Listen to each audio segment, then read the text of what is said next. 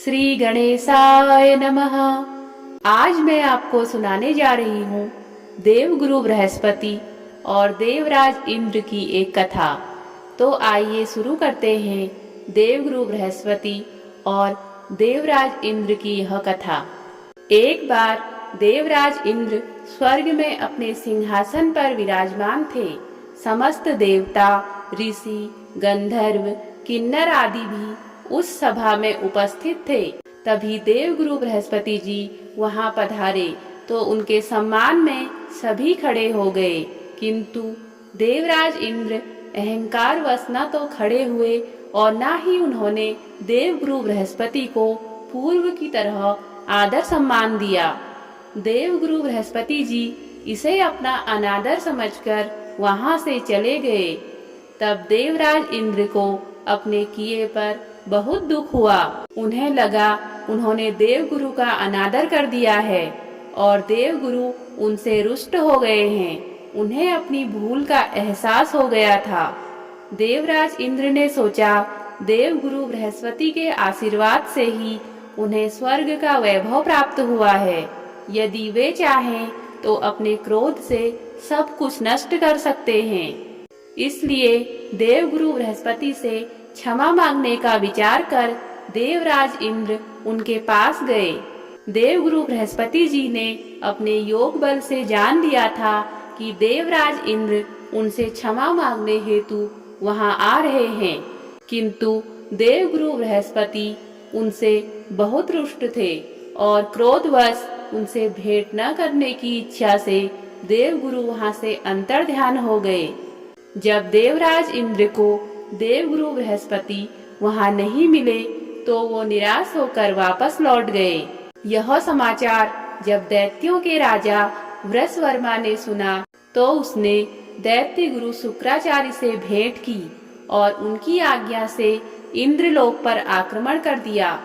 देवगुरु की कृपा प्राप्त न होने के कारण देवता दैत्यों से हारने लगे।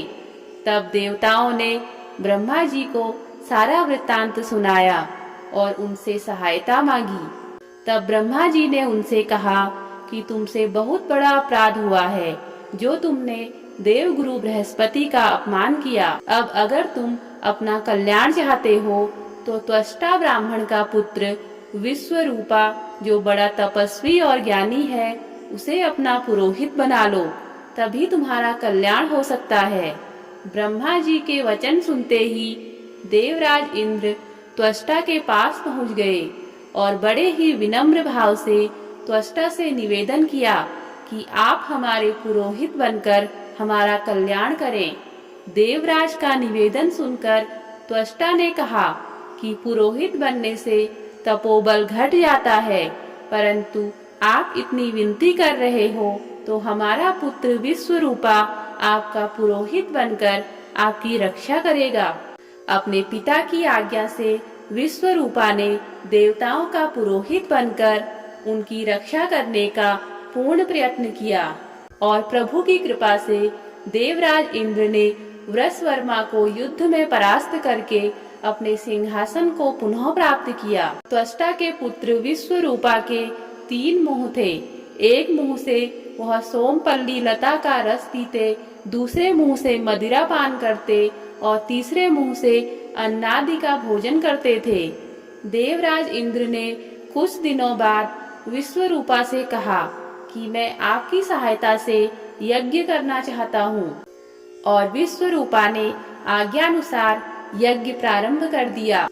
तब विश्वरूपा से एक दैत्य ने कहा कि तुम्हारी माता दैत्य कन्या है, इसलिए हमारे कल्याण के निमित्त इस यज्ञ में आप एक आहुति दैत्यों के नाम पर भी दे दिया करेंगे तो आपकी कृपा होगी।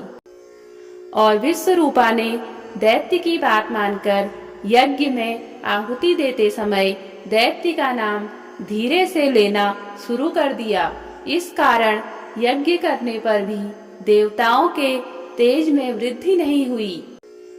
देवराज इंद्र को जब सारा वृत्तांत पता चला तो उन्होंने क्रोध में आकर विश्वरूपा के 3 सिर काट डाले।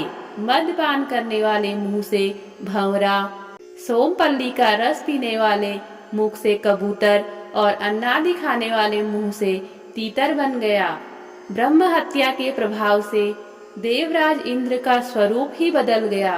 देवताओं ने पूरे 1 वर्ष तक पश्चाताप किया, पर फिर भी ब्रह्म हत्या के पाप के प्रभाव से छूट न पाए। तब समस्त देवताओं ने ब्रह्मा जी से प्रार्थना की कि वह देवगुरु बृहस्पति जी को साथ लेकर उनकी सहायता करें। इस प्रकार ब्रह्म हत्या के पाप के 4 भाग किए गए। उसमें से 1 भाग पृथ्वी को दिया गया। इसी कारण पृथ्वी कहीं ऊंची तो कहीं नीची और कहीं बंजर होती है। ब्रह्मा जी ने पृथ्वी को यह वरदान दिया, धरती में जहाँ भी गड्ढा होगा वह समय आने पर स्वतः ही भर जाएगा। और दूसरा भाग वृक्षों को दिया, जिस कारण उनमें से गोंद बहता है और गूगल के अतिरिक्त सभी गोंद अशुद्ध माने जाते हैं। और ब्रह्मा जी ने वृक्षों को यह वरदान भी दिया कि ऊपर से सूखने पर भी जड़ फिर से फूट जाती है। तीसरा भाग स्त्रियों को दिया, जिस कारण स्त्रियां हर महीने रजस्वला होती हैं। प्रथम दिन वो चंडालिनी, दूसरे दिन ब्रह्मघातिनी और तीसरे दिन वो धोबिन के समान रहकर चौथे दिन शुद्ध होती हैं। ब्रह्मा जी ने स्त्रियों को संतान प्राप्ति का वरदान दिया और चौथा भाग जल को दिया, जिस कारण जल के ऊपर फेन और सिवाल आदि आ जाते हैं। ब्रह्मा जी ने जल को यह वरदान दिया कि उसे जिस चीज में डाला जाएगा उसका भार बढ़ जाएगा। और इस प्रकार देवराज इंद्र को ब्रह्म हत्या के पाप से मुक्ति मिली। जो भी मनुष्य इस कथा को पढ़ता है, सुनता है या सुनाता है, उसके समस्त पाप देवगुरु बृहस्पति जी की कृपा से नष्ट हो जाते हैं।